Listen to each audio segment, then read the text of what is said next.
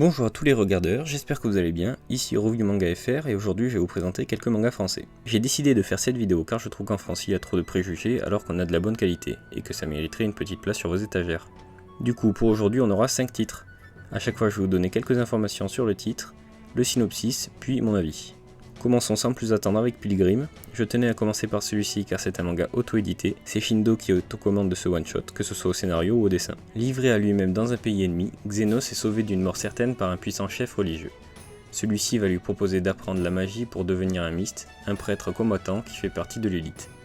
Xenos va-t-il réussir à maîtriser les pouvoirs des dieux dans un pays où tous le condamnent à l'échec en raison de ses origines? L'histoire et les dessins sont simples mais réussis. C'est un développement shonen comme on les aime, le passé de notre héros est développé sans être trop détaillé, c'est assez dynamique, on ne s'ennuie à aucun moment et il y a de très bonnes idées. Pour un premier manga, c'est une lecture agréable, la fin est ouverte mais nous aurons une suite à ce one-shot afin de continuer l'aventure. Ensuite, nous avons Allegoria, édité chez French Mangaka. Avant de présenter le manga, je voulais vous montrer quelques images d'un autre de ses projets que je trouve incroyable. Il y a des choses que l'on cache à Eleonore, elle en est persuadée, mais son plan d'évasion est enfin prêt, ce n'est qu'une question de temps avant qu'elle s'échappe de son bunker, car elle en a maintenant toutes les preuves, le monde extérieur est de nouveau habitable. Mais Madame Yano est loin d'être de cet avis. Arrivera-t-elle à démêler le vrai du faux dans ce monde dont elle ne connaît rien, mais où tout le monde semble savoir qui elle est? J'ai été super agréablement surpris par la qualité des dessins que je trouve magnifique. On retrouve des planches très sombres, c'est un style que j'affectionne tout particulièrement. Le personnage principal est féminin, ce qui est plutôt rare.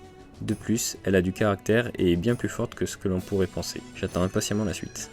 Poursuivons avec Hazel Project, qui est édité par Cool Books. C'est un manga dont le premier arc est prévu en 3 tomes, une version collector très limitée est disponible pour ceux que ça intéresse. Je vous laisse admirer la carte cachée. Bienvenue sur le continent d'Istar, plongé dans un monde féerique rempli de créatures et de lieux étonnants. Préparez-vous à vivre une aventure exceptionnelle avec Sagi et Aiko au sein de l'ordre d'Hazel et percer les mystères qui gouvernent cet univers. L'histoire vous attend. J'ai adoré dans un premier temps le travail qui a été réalisé sur l'univers du manga, que ce soit au niveau de la jaquette ou pour l'alphabet codé. Le chapitre explicatif est bien pensé et permet d'apporter beaucoup d'infos de manière intéressante. L'histoire reste assez classique mais ça se lit tout seul, donc encore une fois je continuerai avec plaisir. Continuons avec Enfants des Abysses, édité chez H2T. Cette fois encore, c'est un premier arc prévu en 3 tomes avec une suite possible. Comme chaque année, un rituel sacrificiel est mené par les habitants d'Enda pour obtenir la bénédiction des dieux contre les dangers qui rôdent et menacent gravement la sécurité des hommes. Kineke, une jeune orpheline élevée avec son petit frère, est envoyée comme tribut au sanctuaire des Prios, les êtres omnipotents vénérés par les humains, pour donner sa vie en échange de la protection de son peuple, et ce, malgré son jeune âge. Mevora, l'une des divinités, arrache Kineke des griffes de son destin funeste et l'accueille au sein du domaine sacré pour en faire une demi-déesse hybride. Ça a été un vrai coup de cœur, j'ai adoré cette lecture. Ici, nous avons aussi un personnage principal féminin. C'est un univers riche et bien développé dans un style fantasy possédant un bon nombre de créatures fantastiques. L'histoire est habilement mise en place grâce à un conte pour enfants et la fin nous dévoile tout le potentiel de notre héroïne. J'attends avec impatience le deuxième volume qui sort le 12 octobre. Terminons avec un manga qui est déjà très populaire en France, il s'agit de Blitz, édité par Shibuya Productions. Pour celui-ci, comme vous pouvez le voir, on a déjà 7 tomes en France donc je vais pouvoir m'étaler un peu plus. D'ailleurs, pour le 7ème tome, on a eu le droit à un super service presse avec ce coffret comprenant une clé USB en forme de cavalier, un jeu d'échecs miniature et un petit ex-libris. Et petit détail que j'aime bien, c'est sur le dos des jaquettes, nous avons à chaque fois une petite pièce d'échecs. Tom, jeune collégien, a un coup de cœur pour la belle harmonie.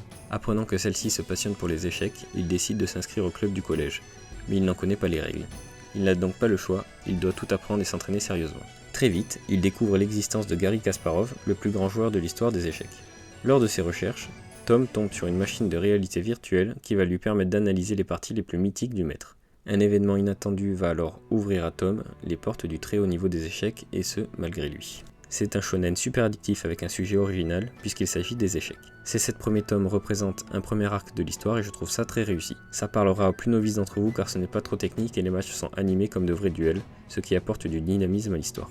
La série est supervisée et parrainée par Garry Kasparov, un grand nom dans le monde des échecs, ce qui a une grande valeur ajoutée au projet. Je dois me confesser, j'ai recommencé à jouer aux échecs depuis ma lecture de Blitz. Et donc ce sera tout pour aujourd'hui, j'espère que la vidéo vous a plu, dites-moi en commentaire si le concept vous plaît, n'hésitez pas aussi à me partager vos mangas français préférés, et sur ce, je vous dis à très bientôt.